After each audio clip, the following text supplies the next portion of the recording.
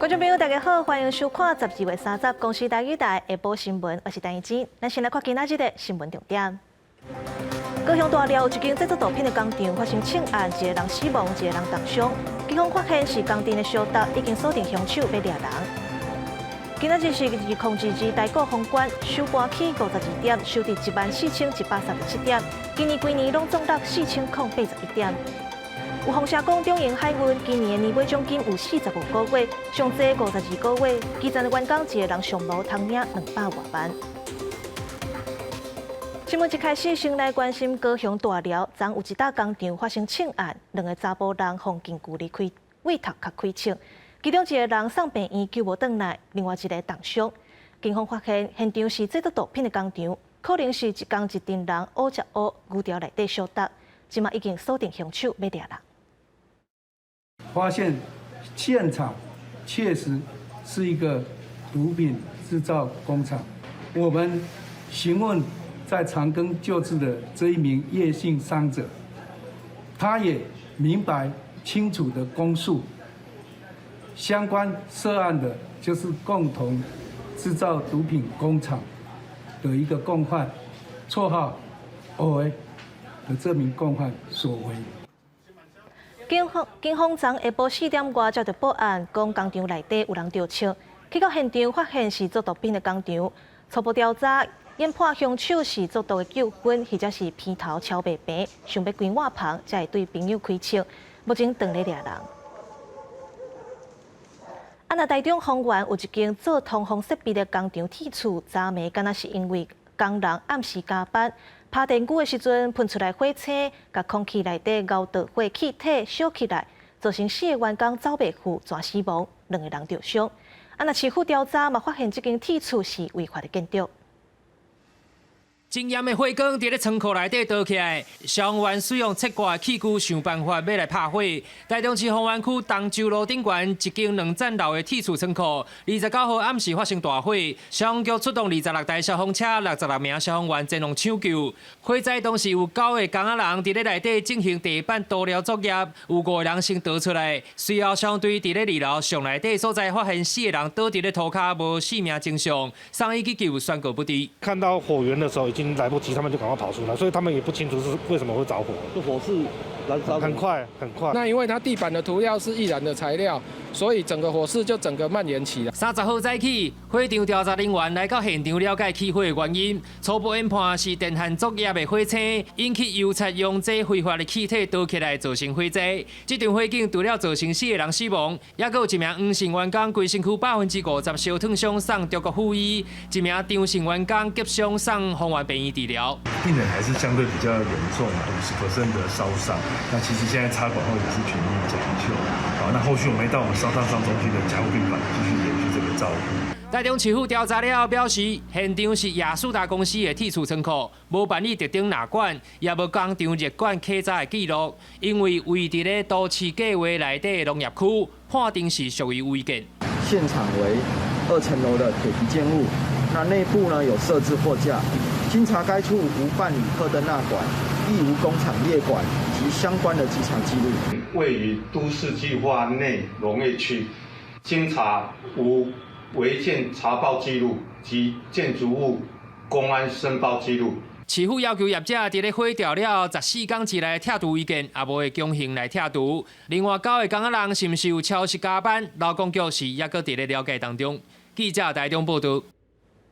来看总统蔡英文宣布做兵要延长改登去1年了后，今仔日去偏湖视察陆军的航空敌战指挥部射击训练，搁去视察海军的部队发加菜金。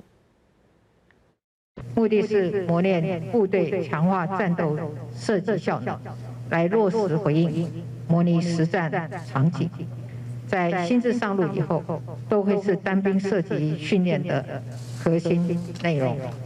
不仅如此，未来不论是训场、训练的方法、教官、教材，或者是训练的设备、武器装备，都会做我们质与量的强化与提升。这是蔡英文总统宣布做兵延长做1年了后，头一届公开军事视察行程，展现伊对前线重视。陆军嘛伫现场演练实战化的射击训练，射击过程加入障碍排除，考验官兵处理突发状况。未来义务役可能都会用这套训练模式。来看美国股市拜四因为科技股带动反弹大起，嘛影响台股今仔日封关，早盘就起98点，虽然盘中走势真悬，不过落尾是较定，收伫14137点。按那新台票换美金的汇率，上悬是起到30.65。拜四美股全面收红，国内台股封关日盘面是规片红记记。以起98点开出了后，伫半导体、电子甲航运等类股的带动之下，指数持续压悬。盘中上济起163块，有甲14248点。不过新山大足店嘛彻底反弹，再起10块半，起超过2%。的科技股这一波跌得相当的深，那台积电呢今天是领军上攻，不过就是说成交量的一个部分呢是比较萎缩哈，毕竟呢后面有连假3天，好，所以在量缩的情况之下呢，估计指数就算有涨，幅度也不会太大。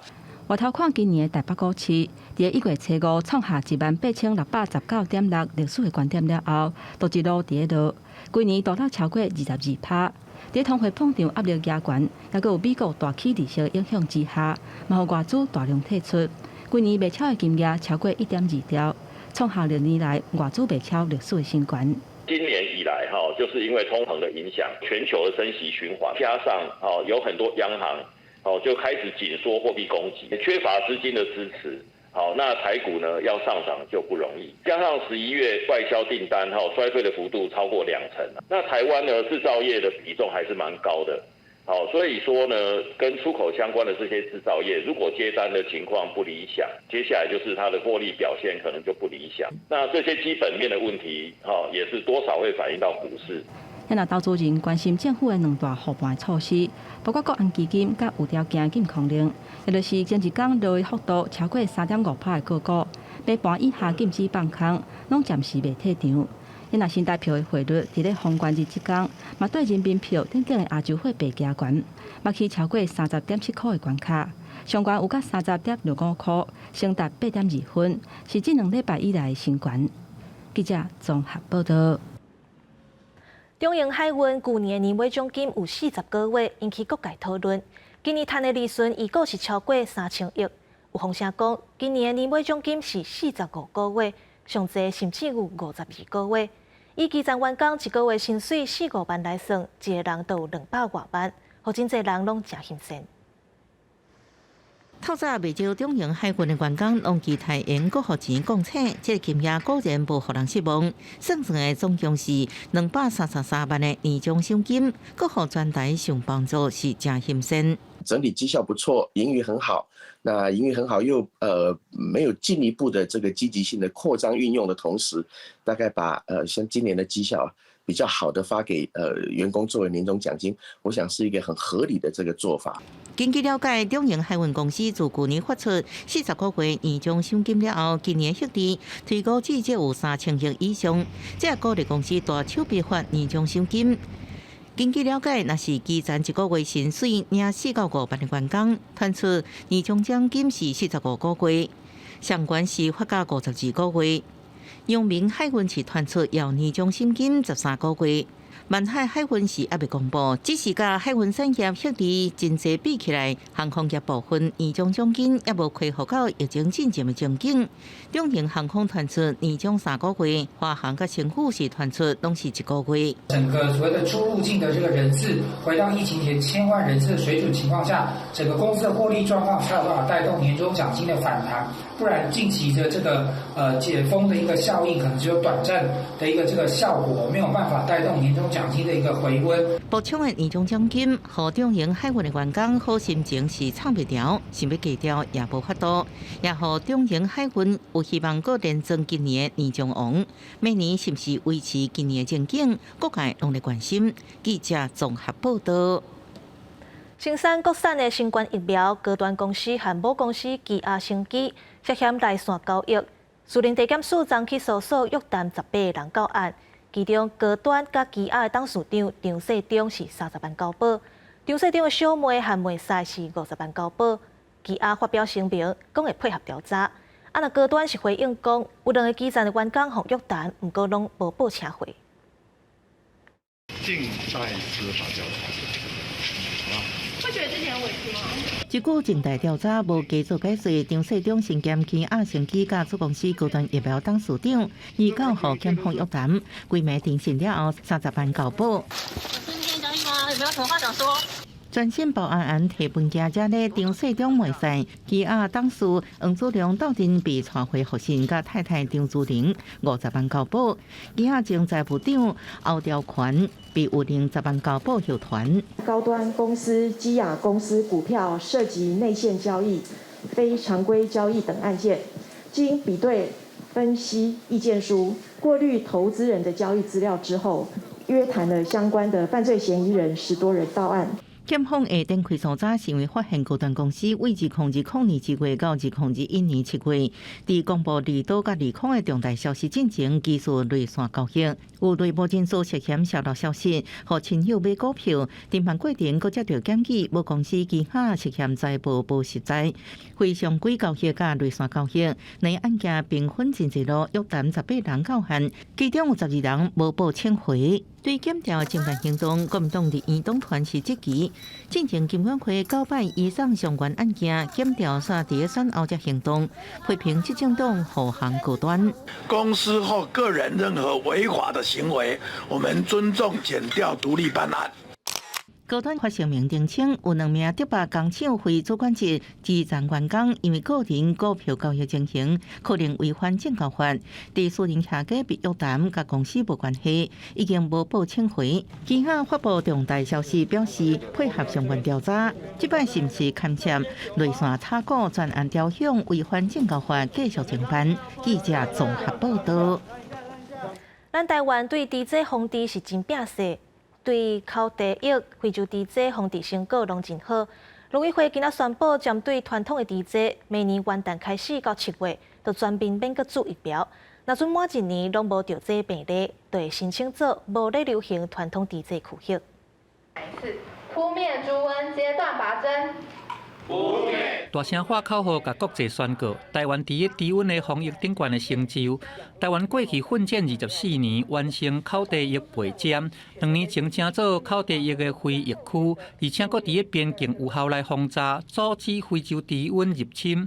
因为传统低温的案例已经真久无出现啊，监控了后，伫30宣布讲，明年元旦就要甲肉猪全面备检，7月了后，就要全面甲备检。等同是可以让700亿的养猪产值，加上上中下游加起来的2000亿产值，就可以永续的经营。我想这个部分呢，更有它的一个重要性。因为每一项重大疾病跟疫病的清除呢，都是对我们产业它的无论是预存力或是整个竞争力提升，都有相当大的帮助。假使讲明年7月备检了后，晚1年若是讲无案例搁再发生，安尼台湾就会当来申请成做传统低温的非疫区，国产猪肉就会当来销向国际市场，亲像讲销去咱瓦近的日本这的国家。这么说，我们明年3月初就要去日本东京食品展，我们会愿意把这个好消息跟亚洲跟日本的朋友一起分享。农委会强调讲，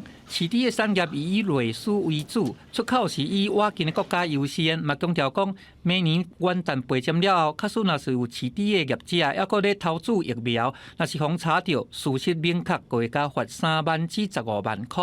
记者综合报道。高雄市府为着要安置去年10月城中城大火受灾户，今仔动工7件安居社体。预估民国117年5月的完工，到时会提供606户通住。根据市府的统计，城中城的受灾户无厝无地，大约有50-60户，一国居民会当优先来申请。高雄市长陈其迈等人共同祈福，希望30进是动土的7件安基社会体会使顺利起来。这栋社会体完工了，会有606户。去年10月城中城大火受灾户，其中无房无地徛户，拢会使优先申请税厝。这个600多户呢，大概是目前是无屋无地者，还在我们已经帮他有2年的这个租屋在外面住的。大概也不过是50-60户而已。那这个他们都会有优先权。那其余的部分呢，就会开放给全高雄市民来使用。社中社大楼已经改建做公园，附近的旧大楼嘛配合做外壁翻新，让附近的环境变了真水。为着避免火灾了后的社中社变做治安死角，高市府当初是用公益性跨区段征收，以现金也是配地的方式征收3块复杂的社中社土地，用来配地底价地就是7项安居社会体限制。但地政局表示，所有的地主拢选领现金，无人申请配地。我们的社工到目前为止还是1对1的这个陪伴，住只是其中的一项，这些都是经济弱势，甚至是有时候是在我们社会被遗忘的一群人，所以他们需要的服务更多。夜起工具吐头正是动工，但今卖表示考虑受灾户的后续关怀，社会体的适当性中心甲社福功能。高市府嘛计划伫未来4档内起至少15000户的社会体，并考虑用囤房税补贴，让租金降到市价8折以下，实现大的正义。记者陈焕武、面交管高雄报道。台北市和时代来里长办公室共餐的专案，今年底就要结束啊。伊阁有80个里长办公室4558位时代共餐的机会会受到影响。里长呼吁新的市府会当继续举办。那台北市长周万安回应讲，有听到基层的心声，而且社会局说明。台北市的议员简书培就要求副市长林义华赶紧上任，莫牺牲时代权益。台北市真侪老大人拢真期待，每礼拜到你办公室甲厝边朋友斗阵食饭。不过明年可能无法度继续咯。台北市的你办公室共餐专案，2021年底就要结束。目前有80个你办公室据点，按算有4558位老大人共餐机会会受影响。我希望这个好的政策，蒋市长能听到，让我们持续的办理，不要让我们4500多位的长辈，在蒋万安蒋市长上任之后，就共餐权益消失。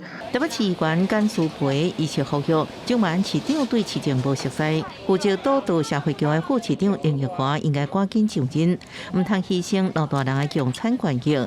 对了，老人共餐，台北市明年要搁开放发中央敬老金1500。郭文泰讲无意外，不过有点失望，搁问钱为到未来。其实我们在基层本来就已经听到了很多的心声，那这个部分，我们对于长辈的照顾，绝对是我们非常重视的事情。接下来，社会局也会对外有清楚的说明。我想长辈照顾的权益绝对不受损，我想这是市民共同的期待，而且我们对于长辈的照顾，绝对是最重要的责任。中央敬老金调悬到1500，如果需要加开1.7亿，蒋万安表示已经促成社会局调向1500的方向来规划，要落实竞选的政见。记者综合报道。918大地震升到花莲南区，由李大桥路南迄向无法度行。交通部目前计划要重启，不过爱4档半，对在地交通影响是真大，尤其是旧历过年恐惊会大塞车。花莲玉里大桥从918地震了后，桥往南边的部分因为受损真严重，无法度搁修理，所以封起来。干那到往北边方向开放单线通行，不过也是有部分骑铁马的人骑伫往南边的桥，这个行为是真危险。现在那条路我们去脚上很太危险了，知道吗？能够赶快开放嘛？重做要太久啊，就是每一次工程就是做太久啊。在地民众希望新建的时阵，南北双向会当开放。不过交通部时才认为讲，桥刷位伤较严重，因为考虑安全，所以袂当开放。而且桥的头尾接的所在嘛有问题，经过道安汇报讨论了后，认为会有危险，甚至造成车祸。在那个台东端这边，它会有个交织的问题。那如果在这春节期间当下是刚好碰到有地震的状况的时候，那这个我们可能就是没有办法承担。交通部按算先拆南边的桥，而且起好了后，再拆北边的桥，而且中间。目前工程已经发包，工期按算4年半，爱开41亿。这个本来应该在这个中间的，起码招来到家，所以哪个小可地震，有可能直接就掉下去了。那如果我现在要再去补墙，要花2亿多，而且其实还要招标，根本来不及。公路总局强调讲，玉里大桥因为拄好伫后仔大陆板块甲菲律宾板块之间，受到板块压力，南边的桥当年拢会加悬2公分。伫民国90年甲100年，已经有甲北边的桥面加悬2阶，现阶段已经无法度搁加悬啊。中间是唯一的办法。家庭的期间嘛，请民众爱体谅。记者综合报道。来关心国际消息，中国已经接力索要伫明年1月7日开始放零出入境的管制，互国际拢真紧张，唔敢去放放。因为前几日为中国入境的机帮超过半数体检阳性，意大利就宣布要全面体检为中国入境的机帮。意大利的总理佮呼吁欧盟采取同款的措施。英国嘛，当咧考虑体检中国的旅客。若中国外交部回应讲，防疫的措施应该爱注重科学，袂当针对中国。入境意大利米兰马尼蓬萨机场的旅客排队咧等待体检，面对中国双头防疫，也佫有出入境限制。意大利以抢头来紧急宣布讲，全面采检对中国来的航班，成做欧洲第一国。La situazione è terribile al momento in Cina, nel senso che sono tutti, ma veramente tutti ammalati. E in qualsiasi città dove si va, insomma, è una strage in questo momento, cioè tutti tossiscono. 因为意大利要是新冠疫情的严重灾区，加上过去几天入境的中国班机，差不多逐班拢是有确诊者，有的甚至佫有超过半数是体检阳性的，必须意大利政府启动严格的这个入境措施。意大利总理梅诺尼更加叫欧盟都爱对你来采取同款的措施。Ministro Salvini ha fatto la stessa cosa con l'omologo europeo dei trasporti. Ci aspettiamo e auspichiamo che l'Unione Europea voglia fare da questo punto di vista voglia operare in questo senso. 英国政府原本表示讲，并无要对中国入境的旅客来恢复体检，不过伫29即天有解讲，当咧进行审查。Well, I think the government has said it's now going to keep that under review and review whether different countries with COVID outbreaks, etc., should obviously face different restrictions. I think as we speak, that is being reviewed. 中方始终认为，各国防疫措施应当科学适度，对各国公民一视同仁，不应影响正常的人员交往和交流合作。除了意大利以外，包含台湾，也有美国、日本、南韩、菲律宾、马来西亚和印度这些国家，拢对中国入境的旅客实施无共坎贴的防疫限制，就是咧烦恼讲这波疫情会搁再来汇入去国内。公司新闻郑依仁编译。中国的防疫政策自侵开始严格清零，到一声放零管制，秩序已经爆发。而且中国搁开放民众出国，因为中国的人口真济，病毒恐定就会世界拖。有专家警告讲，中国官方公布的病例数无准，敢有出现新的变异株，搁真歹讲。中国放弃清零防疫，后全国确诊人数暴增，各地传出医疗量能严重欠缺，火葬场逐天爆满的乱象，显示疫情已经失控。不过，中国官方依然宣布继续放零措施。2023年1月7日取消入境隔离、核酸检测，同时也将新冠肺炎调降等级，这会引起国际流行病专家的烦恼。疫情自身无透明，会冲击各国防疫的时机甲应变。That provides an opportunity for this virus to mutate and to create new variants that could possibly endanger the rest of the world because they might not be protected against by the current vaccines and therapies we have available. 专家点名，中国政府并不针对目前流行的病毒提供清楚的信息，确诊目前代表提供病毒上好的突变条件。若病毒中和突变，就可能产生新的变异株。为避免疫情各地的国际之间失控传播，入境检测依然是必要措施。I would be in favor of collecting that data by having passengers arriving internationally get lateral flow tests. If you have a positive test, have a PCR test done so we can get the information we need to understand what's happening.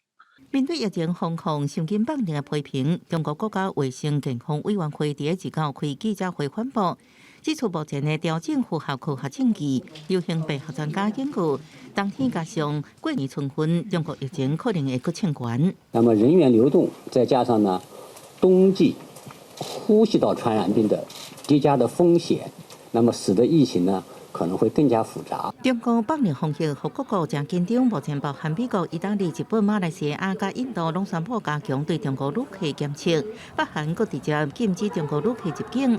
最近为中国入境的旅客也要进行30天的隔离检测。公司新闻张淑芬报道。来看国际脚球界优秀的球车巴西球王比利，如果因为着癌过身，食到82岁。比利捌传领巴西摕过3座世界杯冠军，嘛是历来唯一一个获国际脚球总会俄罗斯球王的选手。伊踢球是精彩佮优雅，连教宗、总统佮真侪名称拢是伊的球迷。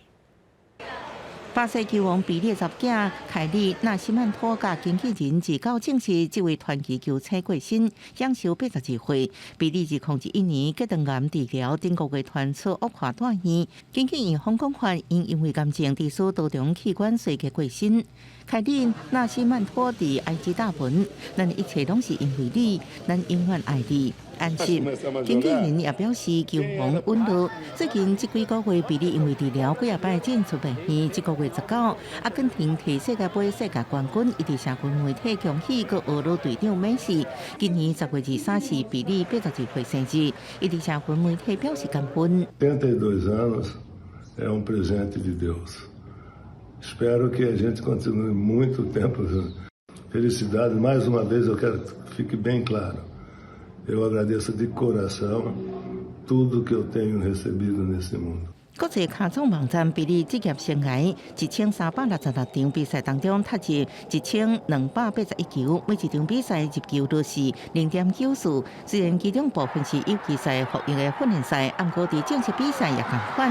伫811场比赛踢入757球，也是世界唯一一个有3座世界杯冠军的球员。出领巴西1958、1962、1970伫世界卡球封王，和国际卡总俄罗球王。伊的球风快速优雅，运动能力真好，将森巴带入卡球运动中。历届教宗、真国总统甲真济好莱坞影星拢是伊的球迷。伊出身正散车，是巴西第一位深呼吸真奖的国家英雄，是体坛乌珍珠。不过也捌互人用高山来考试。伫球场精彩华丽，也捌进入政坛做巴西体育部长。伫新冠病毒疫情期间，为把受病通知靠巴西款务。My friends, please join me as we raise money to fight the COVID-19 in Brazil.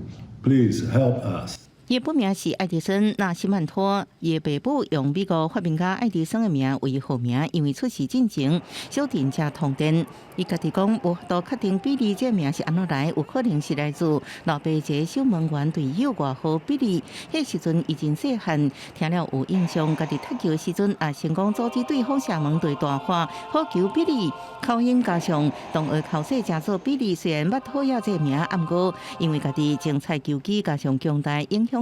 互全世界拢爱卡球，比利正做球王经典的名号。公司新闻黄文玲评析。来看联合国秘书长日白发表谈话，希望明年全世界会当甲和平找到转来。有真侪人拢希望乌克兰甲罗西亚战争赶紧收煞。秘鲁的萨曼都预测讲，停战的时间会伫明年的8月。2022年就要结束，联合国秘书长日白发表年终谈话。回看这一年来全世界局势，讲到俄乌战争、极端气候、女权、信仰自由、加网络霸凌等问题，希望用对话解决冲突，减少仇恨的言论，并且保障人权。希望2023年全世界做定甲和平找回来。Together, let's make 2023 a year when peace is restored to our lives, our homes, and our world. 小下想要1周的负面的回忆，加纸条拆掉，都报关卡来迎接新的一年。纽约世博广场一年一变的大扫除日，今年是第16届。这边踊跃参加小型障碍赛，季度派运。往年有真侪人想要摆脱散车甲病痛，今年是亲像新冠疫情甲俄战争拢上榜。I work at a hospital. It's been a long 3 years, and we all want to be done with this. We're getting rid of Ukraine versus Russian war. My personal decision to skip a semester, which is called semester gap. 南美洲国家秘鲁的萨曼语言也拄好呼应民众的愿望。伫咧首都利马有一人萨曼用传统仪式预言明年8月进前，乌克兰甲俄罗斯会签和平协议。无论是毋是真正的历史。祈求和平加结束疫情是全世界人类共同的新年愿望。公司新闻牛延编辑。镜头转来到国内，台东逐年生产2-3万吨的旺来石刻，去互中国暂停进口已经是第2档啊。农民连续2年收入大减。台东县长姚庆玲甲台东县农会一礼拜去新加坡的大型超市推销，希望牵成新加坡民间直接到台东来采购，开展往来食客新的销路。台东往来食客外销中国受阻2年，进前官府就讲无要到做官方的谈判，互民间家己来销。目前已经成功甲这个香港的超市直接这边，官府甲关农会搁早拄采收的往来食客120栋去到新加坡讲进口，为着要避免受到中国的政治打压，直接甲新加坡有100多间超市和50间消费中心的职工总会平价合作社，也搁有联销通路来咧讲要安怎卖，初步有建立了合作的这个管道。我们这2、3年也在农民端做了很多的努力，也就是当我们要走到世界各地的时候，第一个一定要顾品质。我们很希望说，职种评价合作社可以跟台东县的这些农产各个的出口商能够有这个合作的机会。不过，目前台东的往来食客农民还阁无感受到实际的效益。即卖干会当以内销为主，不过北农平均的卖销是伫1公斤46块，比逐英年的60-70块搁较低。有农民建议讲，爱先加一批往来食客甲销去新加坡，安尼才有效。光是人去拜访，我担心效果不够好，希望有第2步跟第3步。第2步就是货先发到新加坡，不管他有没有下订单，先发到新加坡。不过，官府认为讲，新加坡的连锁超市会到台东直接甲新产品质较好的农民来甲买，甲搁送去新加坡，中央未经过的贸易商，农民的收入望会较好。记者综合报道。宜兰的大峇溪三站坪龙塘教育园区有种美国水上，诚侪游客去游览，却因为草埔互人乌白搭乱弹粪扫，佮造成塞车。园区暂时关起来整修。最近重新开放，不过逐工敢若开放560个人入去，佮要收150块，引起民众质疑。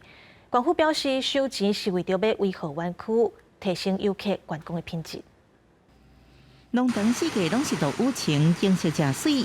这是宜兰县大峇溪三站坪龙塘教育园区，最近重新开放了后，逐工敢若开放560个游客入园，用有约制。收150块，不过部分民众质疑公部门出钱整洁环境，入园内爱收钱咧。不过有人认为园区恢复本来就爱钱，收费正合理。我觉得使用者付费啊，因为这么美的环境哦，还是需要人力去做清洁维护。如果又破坏环境，那不是更糟糕？人家也是要维护啊。这个园区差不多2公顷，主要用伫杜鹃水源，伫空泛时阵，互农民来种植。因为景色真水，去年红起来了后，游客真多，结果大海草埔黑白片粪扫甲塞车这问题，互维管的社区决定暂时关园区，重新提出新的入园措施。游客量大概一天都报了好几千人进来，那整个园区植栽啦，什么都破坏殆尽，包括2节村跟整山村的居民交通造成非常大的不便。因为部分土地是私人的，水保局透过公司协调整理出龙塘教育园区，由在地社区负责维管，宜兰县政府辅导。因为这个园区最主要是有个教育性质的东西，所以会有收取一个50块左右的费用。那接驳的话，原则上大概费用社区是跟那个反映大概是100块左右。县府讲入园收的费用50块是导览加清洁维护费，100块是交通转接费。希望应解决入园的乱象，提升旅游品质，让园区能充分发挥教育意义。记者综合报道。2023年就要到啊，不过中央气象局表示，跨年的天气较凉冷、佮湿湿，想要看到2023的头一个日头光，可能就要看运气。若明年头一季到3月，拢有可能会有寒流冷气团继续来影响台湾。今仔日北部天气凉冷湿淡，31下年暗暝也会稍凉，受到东北季风加南方混合的影响，桃园以北东半部较有雨，新竹以南分节可能有38雨。想要看2023头一摆日出，可能就爱看运气。日出最早的时间是兰屿，应该是在6点32分左右。那屏东的地区的话，大概是6点35左右了。那以屏东地区来讲的话，刚好那段时间南方雨系又北上来，所以可能云量还是比较偏多为主。偶尔还是有一些零星降雨的情况。气象局建议，3A民众出门要是爱早雨伞，估计雨水就到正月初5了后才会减少。气象局也回顾今年的天气，雨水分布无较稳，集中伫5月份甲10月份的北部。而且全台天气烧热甲凉冷集体换，讲到未来第一季的天气，反性影现象在咧减弱，温度会较正常，可能有寒流甲冷气团。整体来看，雨水可能较少。从季节上来看的话呢，我们才刚过了12月嘛，哈，1月、2月是我们台湾温度平均来讲是最低的时候，所以也不排除未来还是会有寒流、冷气团到达台湾。气象局表示，今年雨水北部多，南部少，目前南部水情也是较食力。冬天到明年春天是台湾西半部、南部的大水期，提醒民众爱注意。记者高文条水台北报道。最近台北市立动物园有伫教育中心办一个展览，内容是了解台湾强要断种的生物拄到什么款的生存威胁，也互众人来思考讲爱安怎保护这寡生物。新闻上抓出很少好或者弄死、搞死，也是互人掠来食。像这种强要绝种的动物，林务局甲地生保育中心过去照国际自然保育联盟的评估方式，发现本土陆地物种有17%的生存受到威胁。台北市立动物园即个用地点讲出野生动物倒来面临的严重困境。栖地消失或栖地消失衍生的，像路杀的这些状况，还有像人兽冲突的一些问题，那以及台湾其实也发生了野生动物盗猎的问题。动物园表示，因为环境改变，真侪物种绝种的危机愈严重。专门研究台湾特有种的山椒鱼的学者朱友典就表示，这几冬因为疫情，大家较兴爬山，嘛影响到这个物种的栖地，尤其是南湖山椒鱼数量本地就少，认为迫害，互因更较恶生存。那如果人为活动太密集的话，它可能会采食那边的地表的土壤。然后造成孔隙的丧失，然后另外的话，它也会影响到地表一些无脊椎动物的一些存活。事实上，就是这些山椒鱼的食物影响整个山椒鱼族群的数量。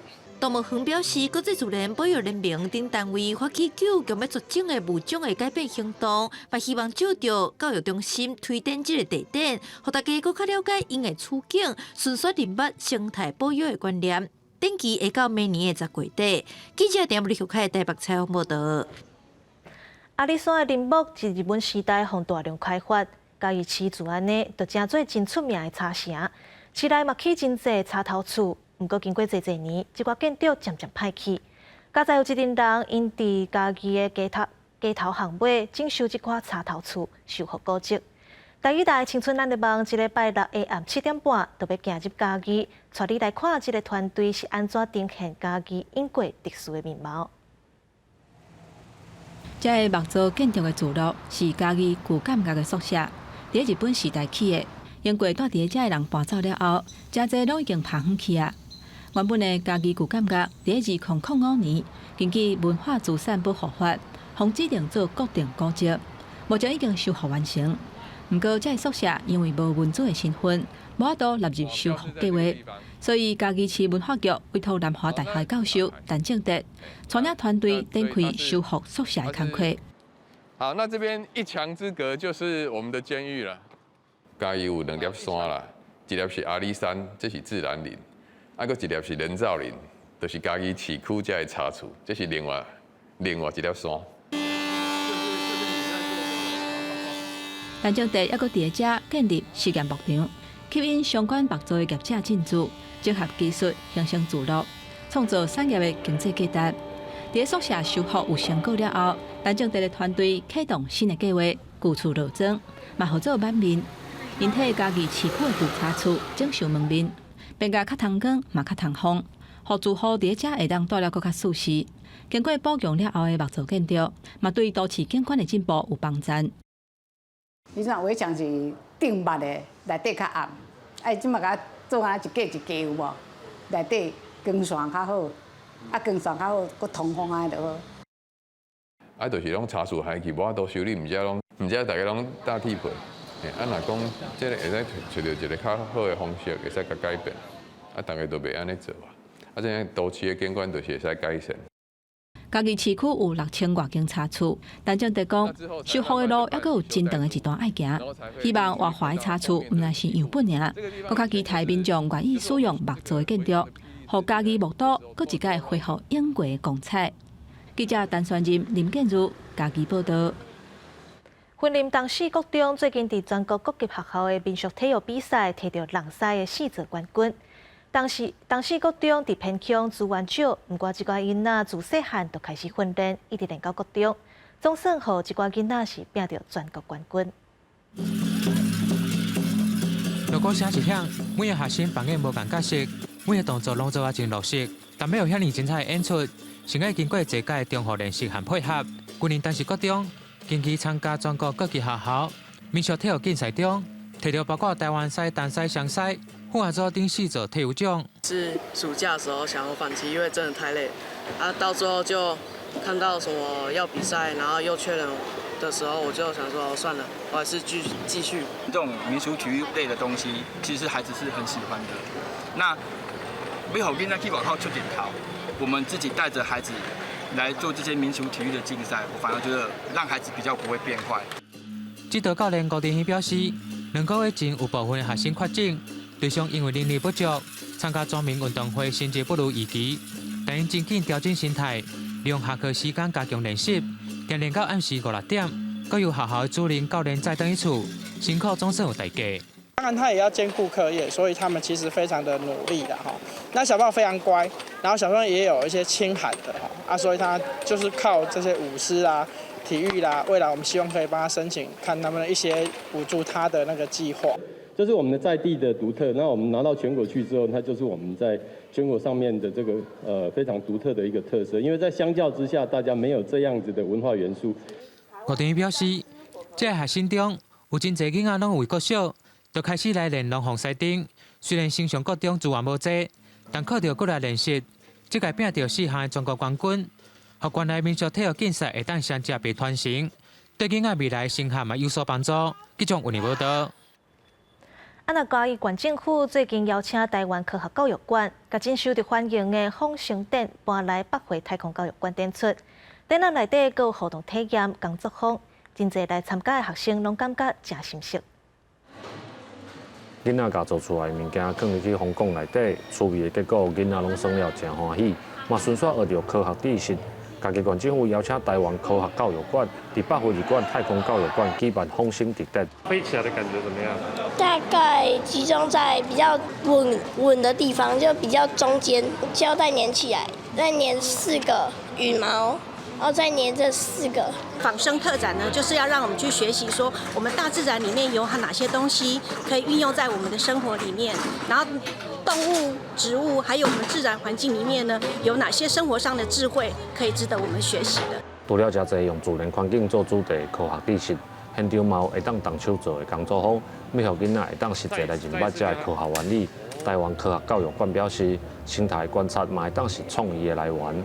用绳子，然后串过来，然后再用这个上去固定，然后再让它用松一点，然后拉就 OK 了。那你觉得好玩吗？还蛮好玩的。培养学生创造思考的一个过程。那这个展览，我相信可以带给很多学生的话，他在创造思考过程中的一个新的点子。这个放生特展为今仔开始，一直到明年8月2日，会伫嘉义县北回馆太空教育馆来展出。嘉义县科学教育中心讲，有规划科学的课程，帮助坊甲专题讲座，希望这个展览会当互民众对环保甲科学有新的认捌。记者林慧婷嘉义报道。跨年连假就要到啊，真侪少年人拢真介意耍密室逃脱这款游戏，不过对听障者来讲，就真无简单啊。高雄市生辉协会理事谢坦温，伊家己嘛是一个听障者，伊甲朋友做伙设计一个专门予听障者耍的走馆游戏，真受欢迎。咱嘛做伙来看卖。拢总有12个嫌犯要找出3人是台视公司头家的凶手，爱先摕到每一个人的证词，每一个嫌犯也是关注。团队要完成无同款的任务，为挑战剑桥，为爱完成并排配对，充分成功，这样摕到证词。这次觉得活动还蛮刺激的，而且也比较好玩，而且有一些地方的景点都需要记忆的东西。它可以跟大家互相讨论，然后也可以团队。这是高雄市社会协会特别针对听障者设计的团体游戏，用有名韩剧《社内相亲》做背景改编做游戏《社内相杀》，有安尼趣味高刺激的活动背后的推手是社探温，起因是伊进前甲同款是听障朋友斗阵参加白色逃脱，发生无好的经验。因为密室逃脱比较暗，所以店员在讲话的时候，我听力 OK， 但是我朋友都听不懂。对，所以我为了我的朋友，我们一起办了一个密室逃脱。2个人朝前，2个人朝后，在童军绳在上面，然后一手在前，一手在后，绕圆形。会有说明书，会有文字，我们会讲慢一点。那刚刚像我的关卡，我会先示范给他们看。知道他们懂我的意思，我才会开始，不然像有的人没有状况的话，会玩得不开心。活动说明会提供手机翻译员，甲听障者使用手机看分段听档文件。不过因为画面细看不清楚，所以今年第一摆使用平板画面定限直播移动听档，安尼看会更加方便。我们在活动之前其实都有模拟过，甚至于都有看说这个活动怎么做会比较顺畅，所以沟通不是问题。为食探粉甲好朋友组成团队，私下斗阵佚佗，到2019年扩大规模，甲高雄市社会协会合作，每年17月拢会推出一场大型的创馆团体游戏，为拄开始24个人，到即马增加到48个人参加。伊也表示，未来阁会继续办落去，希望透过活动，和听众朋友会用将手机放落来，斗阵面对面交流，增加彼此之间的感情。记者综合报道。受到战争的影响，乌克兰有2000间学校算登去，当地建筑师和国际救援团体斗相共起一间3D 列印的国校啊，明年9月份就会当起好势。因为起的速度真紧，伫乌克兰透过3D 列印的技术来施工的例嘛愈来愈多。经铃响起来，上课上到一半的学生马上站起来，伫老师的带领之下，较紧行出教室。俄罗斯入侵乌克兰已经9个月，伫西部城奇利沃夫这间学校的学生，听到警铃声嘛，袂过，唔知影要安怎。老师学生对听到警报声到防空壕，敢若需要8分钟。未上了的课，伫防空壕搁开始，老师甲蜡笔发落去，囡仔伫壁顶会当自由画图，消透战争造成的心理压力。本地是规个乌麻麻的防空壕，嘛因为这色彩变作温暖光明。 70 років в них укриттів вже, напевно, немає.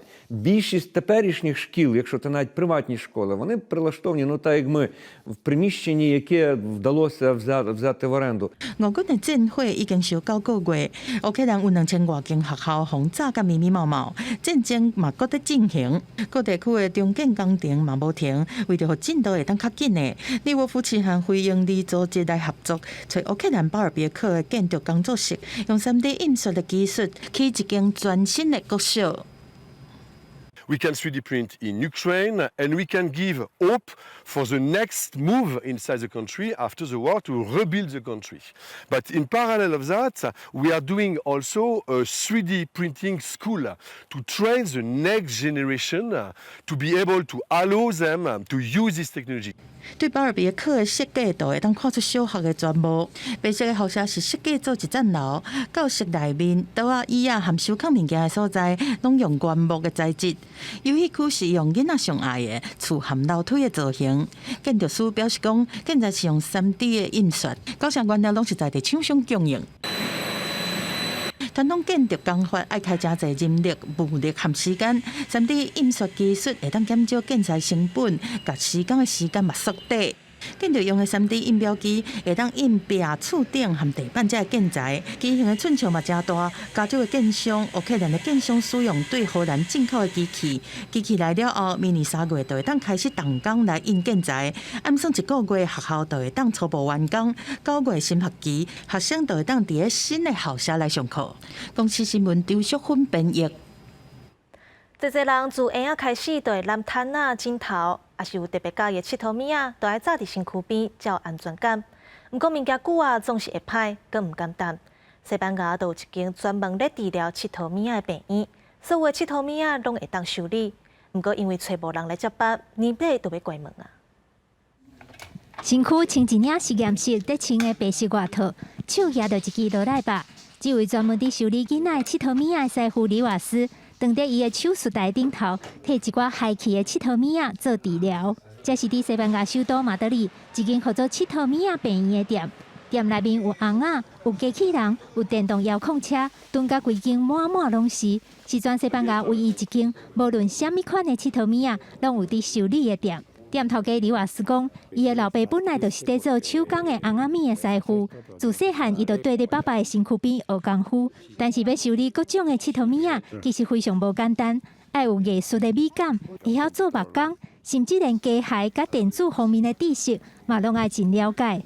Y lo puedes aprender estudiando Bellas Artes. Pero es que después te viene un coche electrónico. Tienes que saber electricidad, tienes que saber electrónica. 唔那是西班牙，就连法国、英国、葡萄牙，拢有人客会专工甲因的佚佗物仔摕来遮，互伊修理。李瓦斯讲，其实大部分会送来遮修理的佚佗物仔，拢是对主人来讲，有因细汉的时阵真特别的记忆的物件。一位人客嘛讲，即摆的人一直买新的佚佗物仔，买无偌久就单调，搁再买新的，其实非常浪费。Es un tipo de reciclar juguetes, de fomentar el reciclaje, de no consumir más y cosas que le tienes cariño, que pueden estar en la basura, puedes darle una segunda oportunidad. 李瓦斯讲，伊定定一工做12点钟，1点钟才赚8块至10块欧元，差不多台票200-300块尔尔。完全是因为对佚佗物仔真有感情，才有法度坚持做到大，做要50档。但是伊的3个囡仔拢无想要继承这间店，佮加上伊即马着癌症，所以虽然感觉真唔甘，但是今年70岁的李瓦斯决定做到2022年年底就退休，甲店收起来。李瓦斯讲，伊修理佚佗物仔一世人，即马换伊家己需要好好啊修理一个啊。记者感恩编译。天气报你知，下晡报的天气变化，做伙来看各县市的详细资料。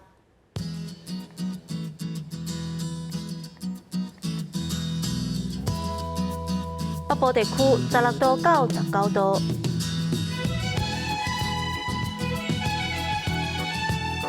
中部地区17度到20度，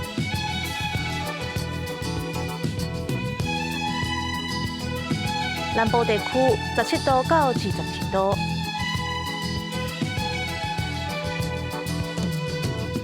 东部地区16度到24度。外岛地区10度到19度，还有未来3日的天气。